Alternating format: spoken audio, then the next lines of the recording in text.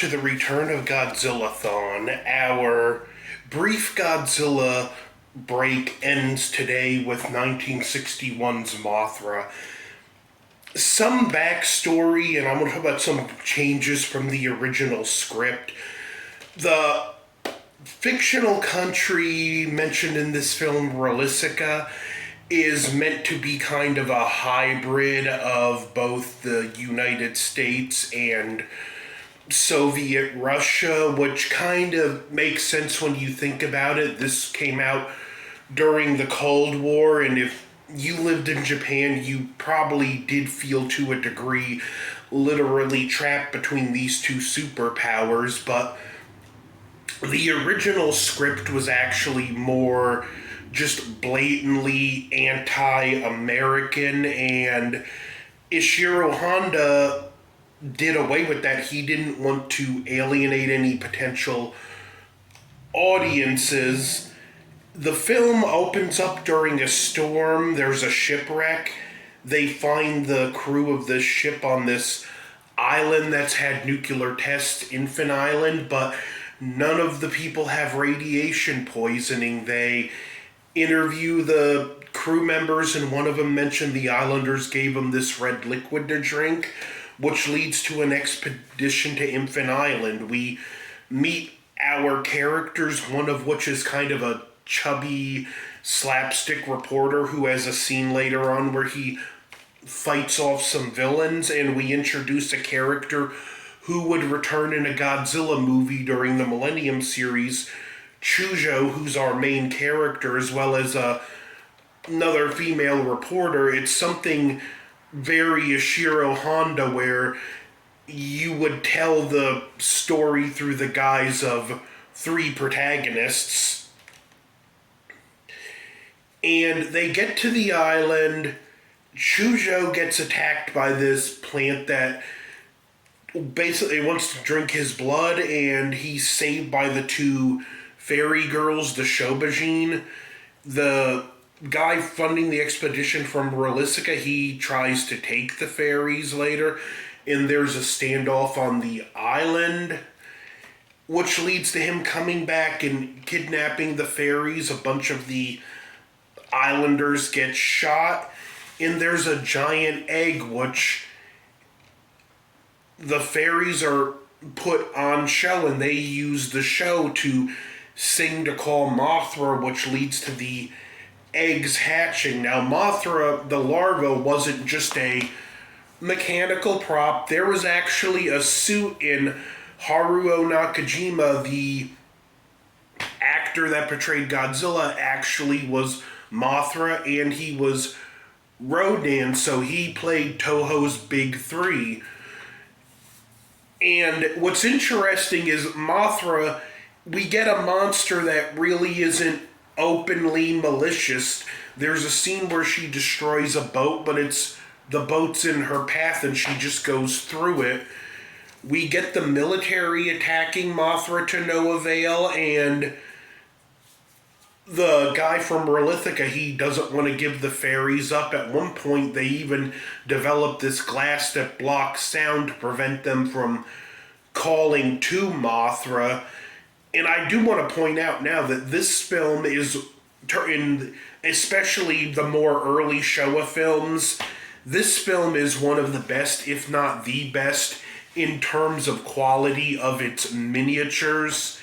The miniatures look absolutely amazing in this film, and it just has some great effect shots that, despite showing their age, still hold up really well.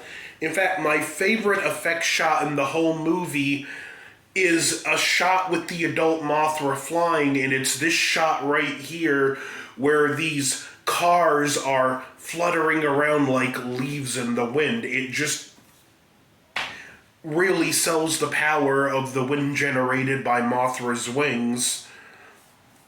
There are actually 3 different Mothra props used. There was a small one for very far away shots. There was a medium and a large Mothra prop. The large one, the eyes actually lit up, but the medium-sized Mothra, tends to look the best on screen because they can get the most convincing movement out of the wings. The plot is fairly basic. We have the villain that has the fairies using them as a show, and we have our heroes trying to get them back. Even a kid tries to help at some point. A kid that was introduced earlier in the film, and it gets tied up and left in a building. Our reporter gets a fight scene with some of the villains. The chubby guy gets to be a bit of a hero, and that's not normally the character you see get that kind of role. Normally he's the one that is kind of a distraction and just helps the main hero get the upper hand. Mothra gets to Tokyo, and again we see a lot of just non-malicious destruction. Mothra is going down the street, but she's so big, she's wider than the street, and she's destroying the building. Eventually, she gets to Tokyo Tower, which was originally supposed to be the Japanese Parliament building.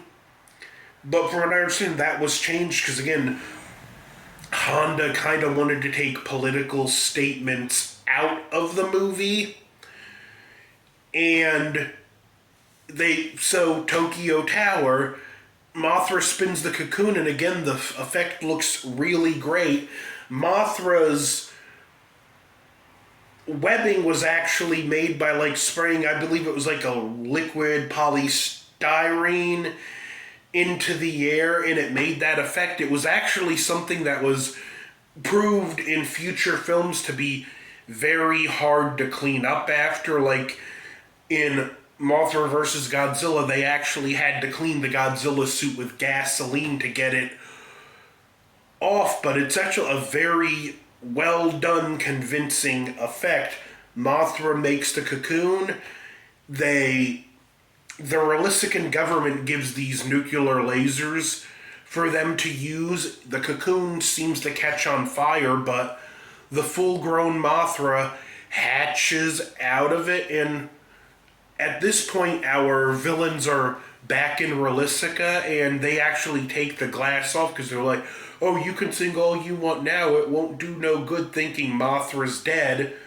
Unfortunately, Mothra's not dead, and she comes to Relisica. Our villain actually gets shot by some of his fellow countrymen. Our heroes make it there, and they're trying to figure out a way to stop the destruction because Mothra's just flying through the city, destroying everything. The winds are so great, they're causing skyscrapers to split in two. Eventually, they look up and they see a cross on a church light, and it reminds them of this symbol from Easter Island, so they paint this on the runway of an airport. Mothra comes, the fairies rejoin with Mothra, and she flies off. It's even an early example of a Showa film that doesn't have a somber ending. It actually has a happy ending. The credits roll. Mothra is a extremely good film with great creativity in terms of the creature effects. Yeah, it may have similar story beats to King Kong, but you know what if you're going to borrow from the best. This was a very important film in so many other ways because it was the success of this film that would prompt TOHO to revisit Godzilla, and the rest is history because it's 2024, a new Godzilla movie just came out last year, and another new Godzilla movie is coming out next month. So, yeah, needless to say, something that definitely had staying power. Again, I'm going to give Mothra a high recommend. The music is even absolutely great in this film. The Mothra song is iconic, and the twin fairies were played by a Japanese pop duo, twin sisters called the Peanuts. The only difference is one had a mole, one didn't, but even the record label, they actually drew the mole on with makeup to make them look more identical. And apparently, Ishiro Honda, he really liked working with the Peanuts. He actually found them really polite and really professional and easy to work with. So, just an interesting note for those who weren't aware of that, but that's Mothra for you. Like I said, very high recommend. Next, we will be back and I will be talking about the Japanese version of King Kong versus Godzilla. The original meeting of these two icons of film. So, like, share, comment, subscribe, over and out.